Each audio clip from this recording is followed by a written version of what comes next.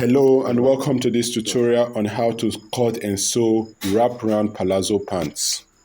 In this video, I shall be showing you 6 easy steps on how this pant is made.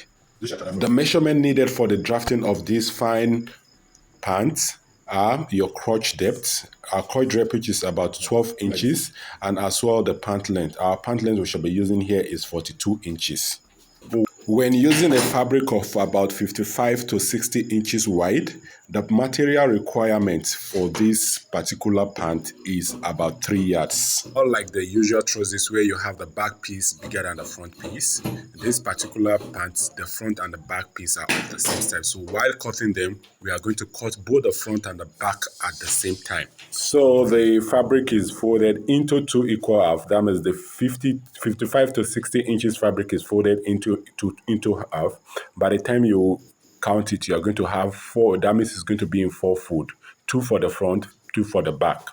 From the folded fabric, cut out the band width, which is about 4 inches in 2 places. Then measure out the length of the pants. The length of the pants, we are going to put 40 inches. That's the 2, we are going to leave 2 inches for the band because our band is 4 inches. That means while you fold the band, you are going to have 2 inches. So you are going to make it 40 inches because we've subtracted the band from the trousers. From the video here, you can see that the length of this particular pant is going to be 40 inches. We measure out 40 inches for the length, while the width is 60 inches. When it's folded, it became 30 inches. Now, when we counted the fold, because it represents both the front and the back, we have 4 pieces. So the first thing we are going to do now is to insert the crotch depth from the waistline at one of the fold. The crotch depth, we are going to make an opening of 3.5 inches. So by the time you open it, it's going to be 7 inches. Then insert the crotch depth. Then that crotch depth, this serves as the space where the boot is going to fit in. Then the crotch depth, we are using the crotch depth of 11. If we add the one from the band, it's going to make it 12.5. So when we make our crotch depth, we take our ruler and rule that 3.5 inches inward that we brought. We'll rule it out and marked. Then let the line set at the crotch depth we initially measured. So what we are going to do is that we're not going to make it intersect. It's going to be curved like what you're seeing in the video. Then you cut it out. When you cut it out, that serves as the position where your boot is going to be entering. So now you see, basically, this is one of the major things you need to do. Then the crotch depth varies depending on the size of the person. There are some crotch depth that is 12, there's some that's 13, there's some that is 14. It all depends on the person's size.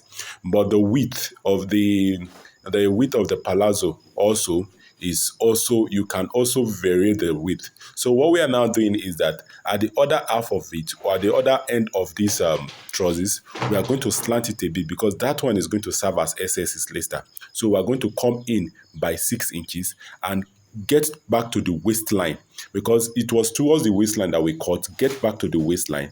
We are subtracting 6 inches from towards the hemline. Then let it be a bit slant. Then curve it at that edge. Then you use your scissors to cut it out. If this particular video make any sense to you and you're yet to subscribe, kindly subscribe, hit the like button, help us to share the gospel. Honestly, I'm going to appreciate your comment and suggestions. It's now time to take this particular cutting to your sewing machine. What we did here is that I'm going to show you the process of which I'm going to use to sew it.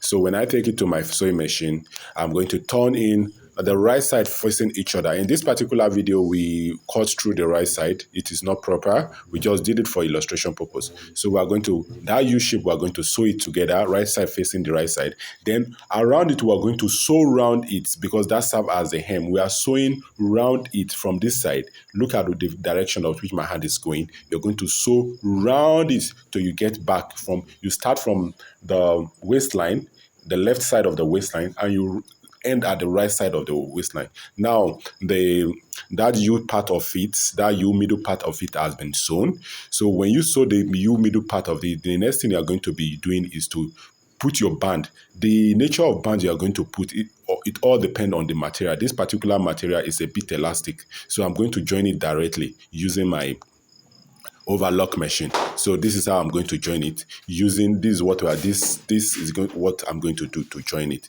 Look at it this way, or this other direction as well. You are going to this. We have joined in this place. I've joined one of the waistband. So I'm going to show you the way I'm going to do it as well. So you see, at the end of the day, this is what you are going to do. You see, this particular video is very, very simple. It's just that this is just all it needs. So you take it to your machine as well. Sew it like the way you've sewn the left side of it. That's the front part of it. Because each half represents front and the other half represents back. Like I said, there is no front, there is no back in this particular video. What you are just going to do, any side that you just feel like. But sometimes you might decide to make one side the front by putting maybe an applique or some kind of design on the front. It all depends on what you want. But for us, we felt that this particular one it should just be this way. So this is what we're going to do. Take it to your sewing machine and sew.